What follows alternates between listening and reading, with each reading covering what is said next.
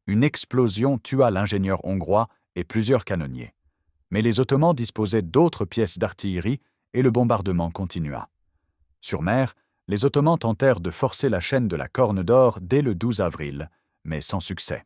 Leurs navires furent repoussés par les défenseurs qui les bombardaient depuis 3 côtés, les murailles maritimes, les navires ancrés derrière la chaîne et depuis Galata.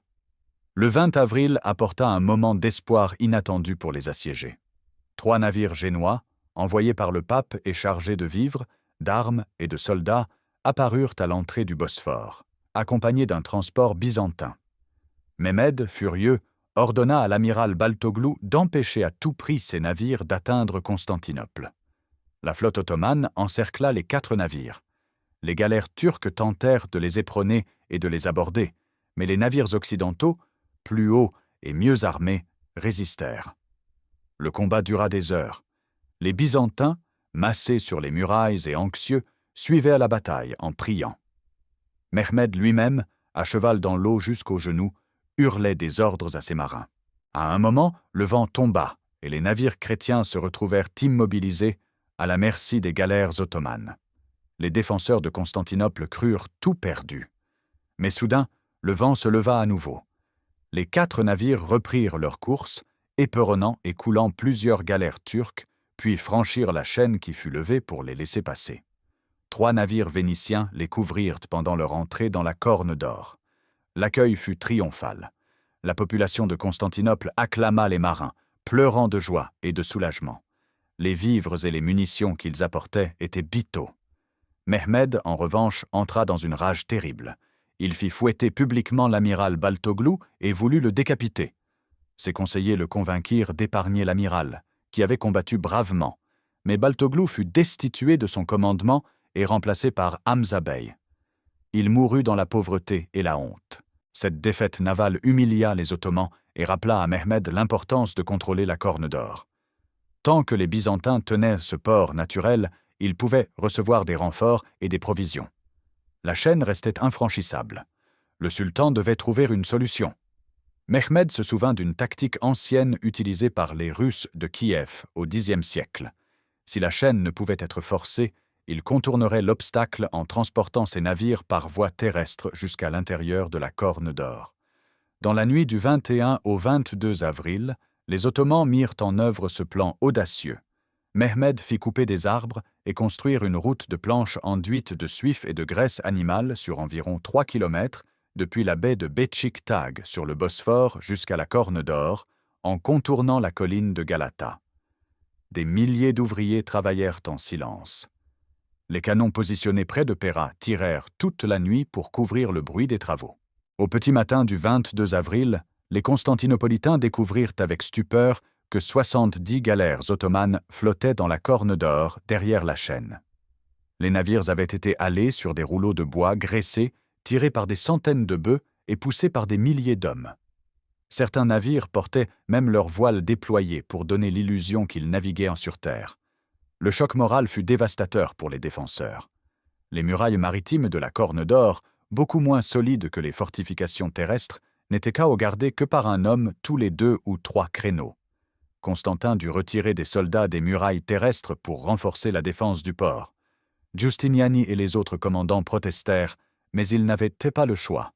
La garnison, déjà insuffisante, devait maintenant se disperser sur un front encore plus étendu.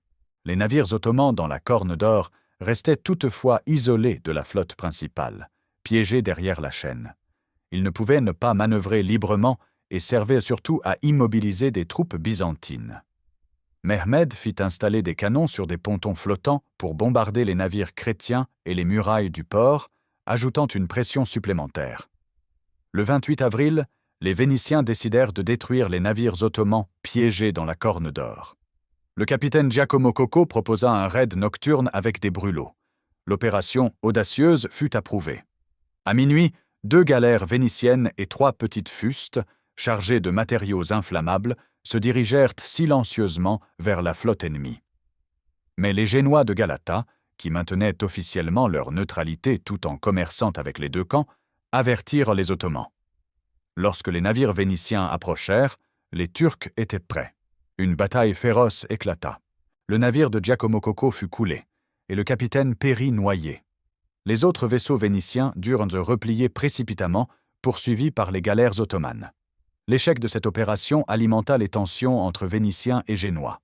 Les Vénitiens accusèrent les Génois de Galata de trahison, tandis que les Génois reprochaient aux Vénitiens leur imprudence. Constantin dut constamment arbitrer ces querelles, tentant de maintenir l'unité des défenseurs alors que la situation devenait de plus en plus désespérée. Le bombardement des murailles ne faiblissait pas. Le 18 avril, les Ottomans lancèrent un premier assaut massif contre la porte Saint-Romain. Après plusieurs heures de combats acharnés, les défenseurs repoussèrent les assaillants. Giustiniani et ses hommes tinrent bon, bien que les pertes fussent lourdes des deux côtés. Le 7 mai, un nouvel assaut nocturne visa le même secteur. Les Bachibouzouk se lancèrent à l'assaut des murailles dans l'obscurité, espérant surprendre les défenseurs épuisés. Mais Giustiniani avait anticipé cette tactique et posté des guetteurs. Les Byzantins repoussèrent l'attaque avec de lourdes pertes pour les Ottomans. Dans la nuit du 12 mai, les Ottomans concentrèrent leurs efforts sur le palais des Blachernes et la porte de Charizios, au nord. Ces assauts répétés visaient à épuiser les défenseurs et à tester les points faibles des fortifications. Le 18 mai, les Turcs lancèrent une tour d'assaut mobile contre les murailles du secteur Saint-Romain. Cette structure de bois, haute de plusieurs étages, permettait aux assaillants d'atteindre le sommet des remparts. Les défenseurs, dirigés par Giustiniani, réussirent à incendier la tour avant qu'elle ne cause des dégâts. Les flammes illuminèrent la nuit et la tour s'effondra avec tous les hommes qui s'y trouvaient. Les Ottomans tentèrent également de creuser des tunnels sous les murailles pour les faire s'effondrer. Des mineurs serbes et hongrois, experts dans ce domaine, commencèrent à creuser des galeries. Mais les défenseurs, menés par l'ingénieur écossais Johannes Grant, détectèrent ces travaux en plaçant des tambours d'eau le long des murs. Les vibrations trahissaient l'emplacement des tunnels. Grant organisa des contremines, s'introduisant dans les galeries ottomanes pour les inonder ou les faire exploser. Cette guerre souterraine fit des dizaines de victimes dans les deux camps.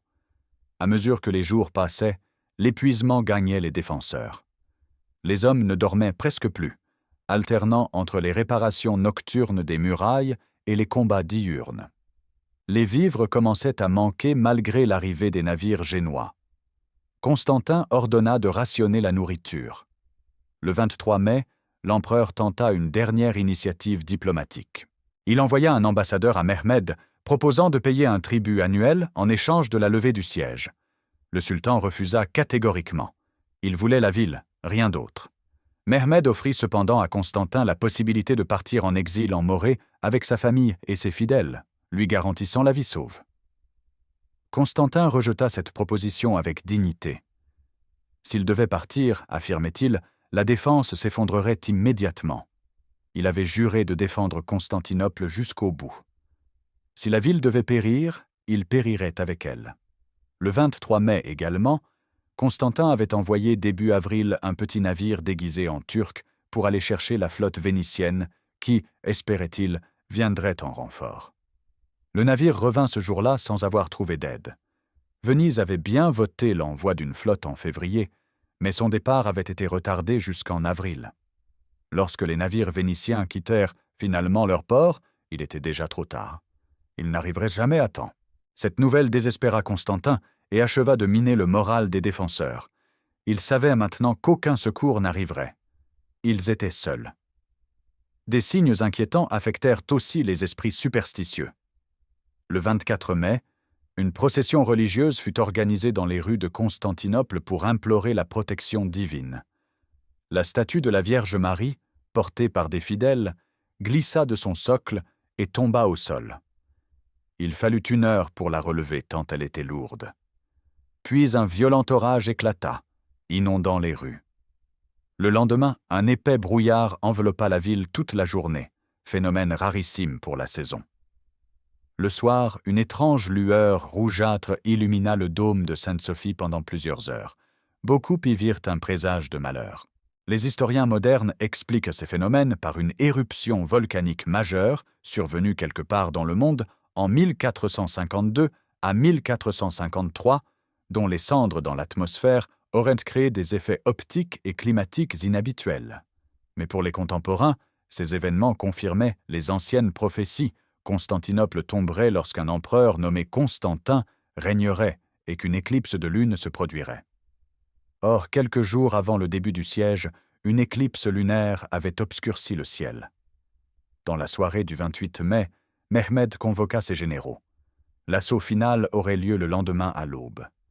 Le sultan harangua ses troupes, leur promettant qu'il pourrait piller Constantinople pendant 3 jours selon la tradition. Il souligna les richesses immenses de la ville, les trésors accumulés pendant plus de 1000 ans. Ses soldats, galvanisés, poussèrent des cris de guerre qui résonnèrent jusqu'aux murailles. De son côté, Constantin réunit les chefs de la défense dans Sainte-Sophie. L'empereur prononça un discours émouvant, remerciant tous les défenseurs pour leur courage et leur loyauté. Il s'adressa particulièrement à Giustiniani, déclarant qu'il n'aurait jamais cru qu'un Génois combattrait avec autant de bravoure pour Constantinople. Les hommes présents pleurèrent. Constantin demanda pardon à ceux qui l'auraient pu offenser. Puis tous communièrent ensemble, grecs et latins, orthodoxes et catholiques, unis dans cette dernière cérémonie. Constantin retourna au palais des Blachern et embrassa ses serviteurs, leur demandant pardon. Puis il rejoignit son poste sur les murailles, revêtant une armure simple sans insigne impérial pour ne pas être reconnu. Pendant la nuit du 28 au 29 mai, les Ottomans comblèrent les fossés devant les murailles avec des milliers de fascines, de terre et de débris. Les défenseurs, épuisés, ne purent les en empêcher. À 1h30 du matin, Mehmed ordonna l'assaut général. Les cloches des églises sonnèrent le tocsin, réveillant toute la ville. La première vague d'assaut se composait des bachibouzouk, ces irréguliers indisciplinés attirés par le butin. Plusieurs milliers d'hommes se lancèrent à l'assaut des murailles dans un chaos total, portant des échelles, hurlant des cris de guerre. Les défenseurs, postés sur les remparts, les repoussèrent à coups d'arbalètes, de flèches, de pierres et d'huile bouillante. Les bachibouzouk tombèrent par centaines. Leur rôle était d'épuiser les défenseurs et de saturer leur défense. Après 2 heures de combat, Mehmed lança la deuxième vague. Les troupes régulières anatoliennes, mieux armées et disciplinées. Elles se concentrèrent sur les brèches ouvertes par l'artillerie. Le combat devint plus intense. Giustiniani et ses hommes tinrent la porte Saint-Romain, repoussant assaut après assaut. Les cadavres s'entassaient dans les fossés, formant des monticules macabres. Puis vint la troisième vague, la plus redoutable, les janissaires, l'élite de l'armée ottomane. Ces soldats professionnels, fanatiquement dévoués au sultan, attaquèrent avec une discipline et une détermination implacables. Ils portèrent des armures, des boucliers, et maniaient le sabre et l'arc avec une habileté mortelle. Mehmed lui-même les accompagna jusqu'au fossé, les exhortant à vaincre. Le combat atteignit une intensité effroyable. Les défenseurs, épuisés après 7 semaines de siège et une nuit entière de bataille, commençaient à faiblir. Les femmes et même des enfants montèrent sur les murailles pour apporter des munitions et de l'eau. Vers 5 heures du matin, le destin bascula. Giustiniani, qui dirigeait la défense à la porte Saint-Romain, fut grièvement blessé. Selon certaines sources, une balle de coulevrine lui perfora la poitrine. D'autres parlent d'une flèche à l'épaule. Le condottiere génois, perdant son sang, demanda à être évacué. Ses hommes le transportèrent vers un navire ancré dans la Corne d'Or pour le soigner. Le départ de Giustiniani provoqua un vent de panique. Voyant leur chef génois quitter le combat, beaucoup de ses soldats l'accompagnèrent. Constantin tenta de les retenir, mais en vain. La brèche à la porte Saint-Romain vacilla. Les janissaires, voyant le désarroi des défenseurs, redoublèrent d'efforts. Au même moment, au nord, près des Blachern, une catastrophe se produisit. Une petite poterne appelée Kerkoporta, utilisée par les frères Bocchiardi pour lancer des raids nocturnes contre les Ottomans, avait été laissée ouverte par inadvertance dans la confusion de la bataille. Une patrouille de bachibouzouk la découvrit. Une 50aine de Turcs s'y engouffrèrent et montèrent sur une tour. Ils hissèrent l'étendard ottoman au sommet. Ce drapeau, visible de loin dans les premières lueurs de l'aube, acheva de démoraliser les défenseurs. Beaucoup crurent que la ville était déjà prise. La panique se propagea le long des murailles. Constantin, voyant la situation désespérée, se précipita vers la porte Saint-Romain. Il retrouva Jean d'Almata et Don Francisco de Tolède, deux de ses fidèles compagnons. Ensemble, ils tentèrent d'organiser une dernière résistance. Mais les janissaires déferlèrent par les brèches. Constantin comprit que tout était perdu. Le dernier empereur byzantin arracha ses insignes impériaux pour ne pas être reconnu. Puis, avec ses deux compagnons, il chargea l'ennemi une dernière fois, l'épée à la main, disparaissant dans la mêlée. On ne le revit jamais. Les sources diffèrent sur sa mort. Certains rapportent qu'il mourut en combattant près de la porte Saint-Romain. D'autres disent qu'il tomba ailleurs. Son corps ne fut jamais formellement identifié. Mehmed ordonna des recherches, espérant pouvoir exhiber la dépouille de l'empereur vaincu. On présenta au sultan un cadavre portant des chaussures pourpres brodées d'aigles dorés, attribut impérial. Mehmed accepta qu'il s'agissait probablement de Constantin. La tête fut tranchée et exposée sur une pique, puis envoyée aux cours musulmanes comme trophée. Le corps aurait été enterré sans cérémonie. Avec la mort de Constantin et la percée des janissaires, la défense s'effondra. Les soldats ottomans pénétrèrent en masse dans Constantinople par plusieurs brèches. Les défenseurs tentèrent de se replier vers l'intérieur de la ville, mais beaucoup furent tués ou capturés.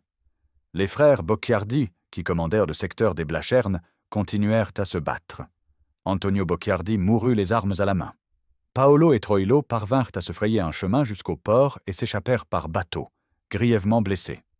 L'amiral Gabriele Trevisano et le bail vénitien Girolamo Minotto combattirent jusqu'au bout. Trevisano réussit à gagner un navire et s'enfuit.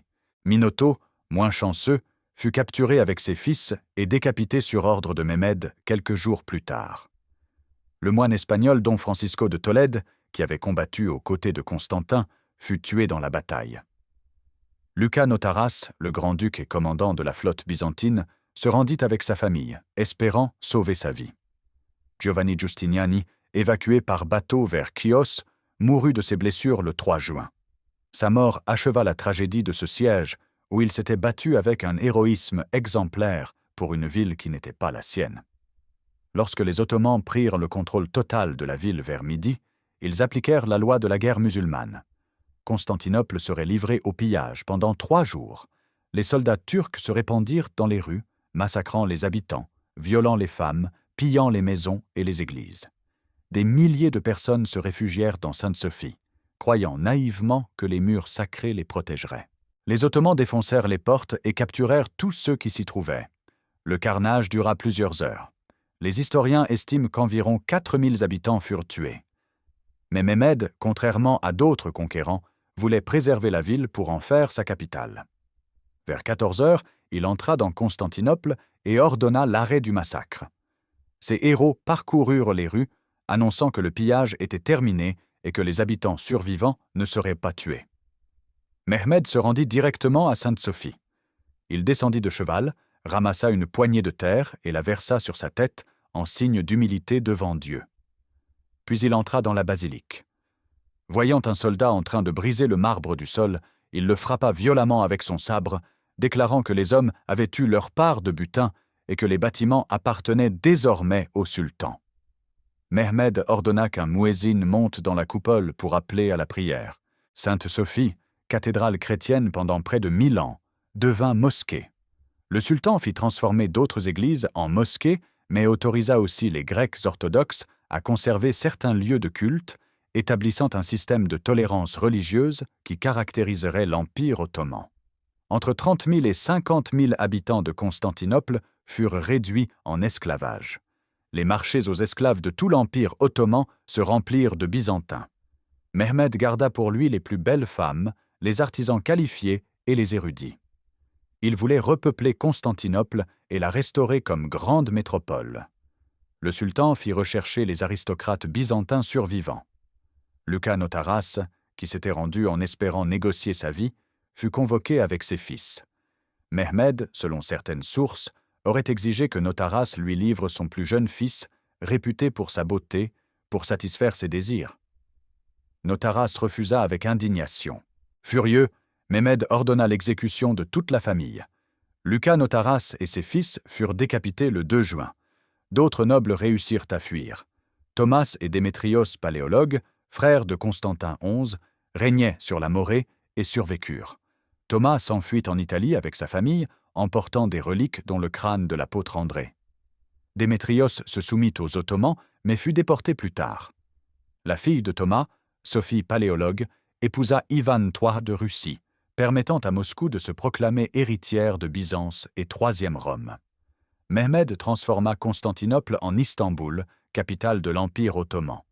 Il repeupla la ville en y installant des Turcs, des Grecs des provinces, des Arméniens, des Juifs expulsés d'Espagne quelques décennies plus tard. Il restaura les murailles, reconstruisit les quartiers détruits, fit ériger de nouveaux palais et mosquées. En quelques décennies, Istanbul redevint une métropole florissante de plusieurs centaines de milliers d'habitants. La chute de Constantinople marqua la fin de l'Empire romain.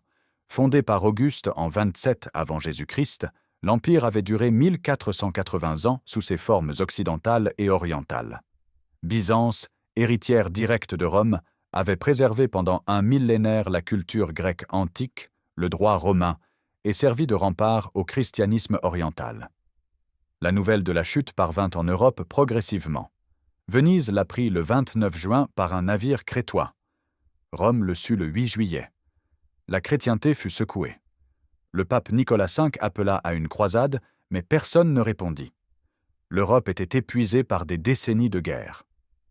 Les princes italiens, inquiets de voir les Ottomans contrôler les routes commerciales, tentèrent de s'organiser, sans succès. Paradoxalement, la chute de Constantinople eut des effets bénéfiques pour l'Occident sur le plan culturel. Des milliers d'érudits byzantins, fuyant les Turcs, s'installèrent en Italie, apportant avec eux des manuscrits grecs anciens. Ces textes, perdus en Occident depuis des siècles, alimentèrent de la Renaissance italienne. Les œuvres de Platon, d'Aristote, des tragédiens grecs, des historiens antiques furent redécouvertes et traduites. L'humanisme européen doit beaucoup à ces réfugiés byzantins.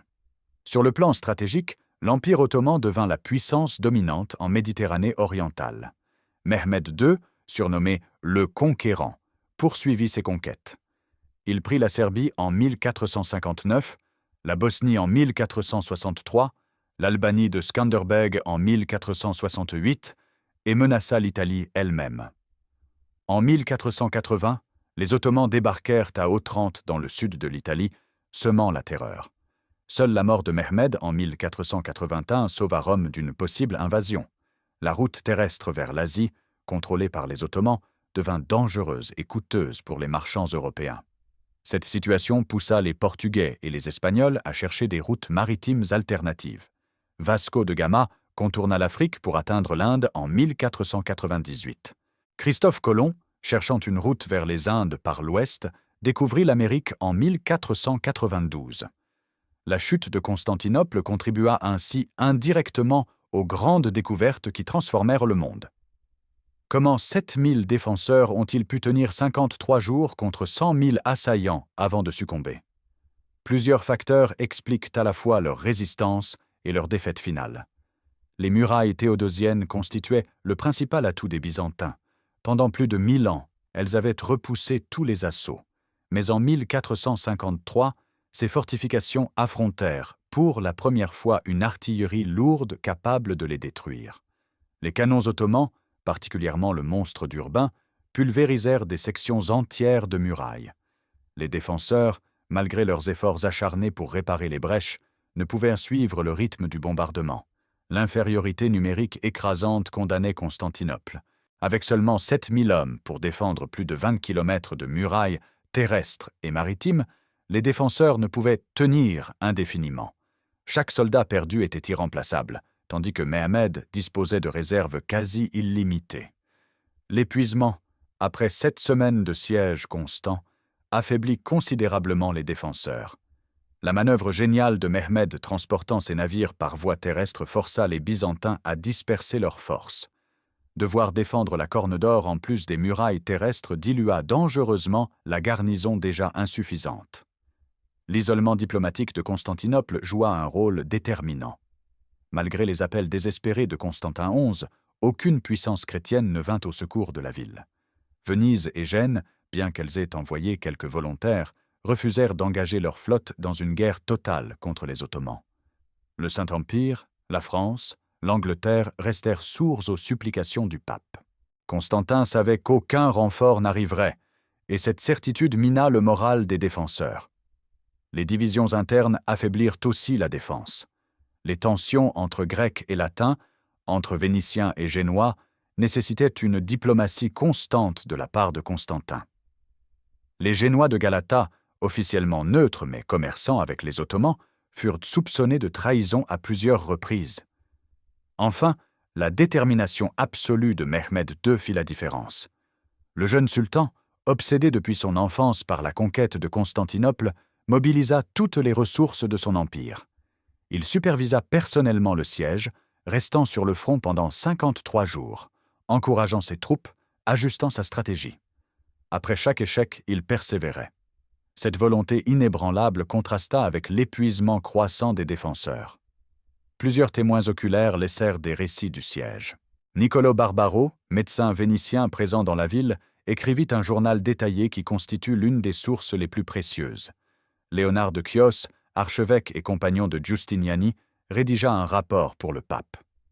Du côté ottoman, l'historien Tursunbeg et le chroniqueur Kritovoulos fournirent leur version des événements. Ces témoignages, bien que parfois contradictoires sur les détails, concordent sur l'essentiel. Le courage extraordinaire des défenseurs, la détermination de Mehmed, l'horreur du massacre final et la tristesse qui submergea le monde chrétien. Michel Doukas, historien byzantin qui survécut au siège, écrivit ces mots déchirants. Le 29 mai 1453, une ville qui avait brillé pendant 11 siècles s'éteignit. La Nouvelle Rome, gardienne de la civilisation grecque et du christianisme oriental, tomba aux mains des infidèles. Notre empereur, dernier des Césars, mourut en héros avec son épée à la main. Ah, que son nom soit béni pour l'éternité. Le siège de Constantinople devint rapidement légendaire. Pour les Turcs, il représentait le triomphe de l'islam sur le christianisme, l'accomplissement de la prophétie du prophète Muhammad qui aurait prédit que Constantinople serait conquise par un prince vertueux. Mehmed II fut glorifié comme le plus grand sultan ottoman. Pour les chrétiens, le siège incarna la tragédie de la chute de Byzance et l'héroïsme de ses derniers défenseurs. Constantin le XIe fut vénéré comme un martyr, mort en défendant sa foi et son peuple. Des légendes émergèrent, racontant qu'il n'était pas mort, mais transformé en statue de marbre, attendant le jour où il reviendrait libérer Constantinople. D'autres disaient qu'un ange l'avait sauvé au dernier moment et qu'il reviendrait lorsque les chrétiens reprendraient la ville. Ces légendes persistèrent pendant des siècles. Les Grecs, vivant sous domination ottomane, gardèrent vivant le souvenir de Byzance. Le rêve de reprendre Constantinople, la mégalie idéa, alimenta le nationalisme grec jusqu'au XXe siècle. Sur le plan militaire, le siège de 1453 démontra la supériorité de l'artillerie lourde sur les fortifications médiévales. Les murailles, qui avaient protégé les villes pendant des millénaires, devenaient obsolètes. Les ingénieurs militaires durent repenser complètement l'architecture défensive, développant les bastions en étoiles et les fortifications modernes capables de résister aux canons. Le siège marqua aussi la fin du Moyen Âge et l'aube de l'époque moderne. L'équilibre des pouvoirs en Méditerranée bascula définitivement. L'Empire ottoman dominerait la région pendant 4 siècles, jusqu'à son effondrement en 1922. Les pertes humaines furent considérables. Du côté des défenseurs, environ 4000 furent tués pendant le siège et le massacre qui suivit. Sur les 7000 combattants initiaux, très peu survécurent. La plupart des soldats vénitiens et génois réussirent à s'échapper par bateau, mais les Byzantins, qui formaient la majorité de la garnison, périrent ou furent capturés. Les pertes ottomanes restent difficiles à évaluer. Les sources byzantines, exagérant probablement, parlent de 18 000 morts. Les sources turques, minimisant leurs pertes, mentionnent quelques milliers. Les historiens modernes estiment que les Ottomans perdirent entre 10 000 et 15 000 hommes pendant les 53 jours du siège, tués lors des assauts répétés, des combats de mines et de l'assaut final. La population civile de Constantinople, estimée à 40 000 habitants avant le siège, fut décimée. 14 000 tués, 30 000 à 50 000 réduits en esclavage, quelques milliers parvinrent à fuir. La ville se vida presque complètement. Il fallut des années à Mehmed pour la repeupler. Les trésors culturels perdus furent inestimables. Sainte-Sophie fut préservée et transformée en mosquée, mais d'innombrables manuscrits, icônes, reliques, œuvres d'art furent détruits ou dispersés. La bibliothèque impériale, qui contenait des milliers de manuscrits anciens, fut pillée. Certains ouvrages parvinrent en Occident grâce aux réfugiés, mais beaucoup disparurent à jamais. Mehmed II, à seulement 21 ans, avait accompli ce que ses prédécesseurs avaient échoué à faire pendant des siècles. Il régna encore 28 ans, conquérant la Serbie, la Bosnie, l'Albanie, la Crimée et transformant l'Empire ottoman en superpuissance. Il mourut en 1481 à 49 ans, probablement empoisonné, alors qu'il préparait une campagne contre l'Égypte mamelouk ou une invasion de l'Italie. Son héritage architectural marqua Istanbul. Il fit construire le palais de Topkapi, la mosquée de Fatih, et restaura entièrement la ville. Giovanni Giustiniani Longo, évacué vers Chios, succomba à ses blessures le 3 juin 1453. Sa dépouille fut rapatriée à Gênes, où il reçut des funérailles solennelles. Son héroïsme fut célébré dans toute l'Europe chrétienne. Sans lui, Constantinople serait probablement tombée bien plus rapidement. Le cardinal Isidore de Kiev, légat papal présent lors du siège, s'échappa déguisé en mendiant et regagna Rome. Il passa le reste de sa vie à plaider pour une croisade contre les Ottomans, sans succès. Parmi les réfugiés byzantins, plusieurs eurent des destins remarquables. Jean Lascaris devint un célèbre érudit en Italie, enseignant le grec à Florence et Paris. Démétrios Chalcondyle enseigna à Padoue et Milan. Michel Apostolis copia des centaines de manuscrits grecs, préservant d'innombrables textes antiques. Ces hommes transmirent l'héritage intellectuel de Byzance à l'Occident. Constantin, 11e paléologue, devint une figure mythique. L'Église orthodoxe grecque le considère comme un saint, bien qu'il ne soit pas officiellement canonisé. Les Grecs le surnomment le roi de marbre, référence à la légende selon laquelle un ange l'aurait transformé en statue et caché dans une grotte sous la porte dorée, où il attend le jour de ressusciter et de reconquérir Constantinople. Cette légende reflète le traumatisme profond que la chute de Constantinople infligea au monde grec. Pendant près de 5 siècles, les Grecs vécurent sous domination ottomane, gardant vivace le souvenir de Byzance. Lorsque la Grèce obtint son indépendance en 1830, elle ne récupéra qu'une petite partie de son territoire historique. Constantinople restait turque. La question de Constantinople empoisonna les relations gréco-turques pendant des décennies. Après la Première Guerre mondiale, les Grecs tentèrent de reprendre la ville et une partie de l'Anatolie. La guerre gréco-turque de 1919 à 1922 se solda par une défaite grecque catastrophique et l'échange de population entre les deux pays. Près de 1 500 000 Grecs furent expulsés de Turquie et environ 500 000 Turcs quittèrent la Grèce. Le rêve de reprendre Constantinople mourut définitivement. Aujourd'hui, Istanbul reste une mégalopole de plus de 15 millions d'habitants, capitale économique de la Turquie. Sainte-Sophie, transformée en musée en 1935 par Atatürk, redevint mosquée en 2020, ravivant les tensions entre Grecs et Turcs. Les murailles théodosiennes, classées au patrimoine mondial de l'UNESCO, témoignent toujours de la puissance de Byzance et de l'acharnement du siège de 1453. Le souvenir du dernier empereur byzantin, mort l'épée à la main pour défendre sa ville, continue d'inspirer. Constantin XI incarne l'idéal du souverain qui refuse de fuir, qui partage le destin de son peuple jusqu'au bout. Son sacrifice résonne encore aujourd'hui comme un symbole de dignité face à l'adversité. Le 29 mai 1453 marqua la fin d'une ère et le début d'une autre. L'Empire romain, sous sa forme byzantine, disparut après 1480 ans d'existence. L'Empire ottoman s'éleva à son apogée. L'équilibre du monde méditerranéen bascula. Et une poignée de défenseurs, dirigés par un empereur courageux et un condottière génois, démontrèrent que même face à des forces écrasantes, l'honneur et le devoir pouvaient justifier une résistance jusqu'à la mort. Cette histoire de 7000 hommes tenant tête à 100 000 pendant 53 jours reste l'un des derniers grands sièges de l'histoire médiévale. Elle rappelle que la bravoure, bien qu'insuffisante pour garantir la victoire, peut graver des noms dans la mémoire collective pour l'éternité. Constantinople tomba, mais sa défense héroïque survit dans les chroniques et les légendes, témoignage éternel de ce que des hommes peuvent accomplir quand ils décident de ne jamais céder.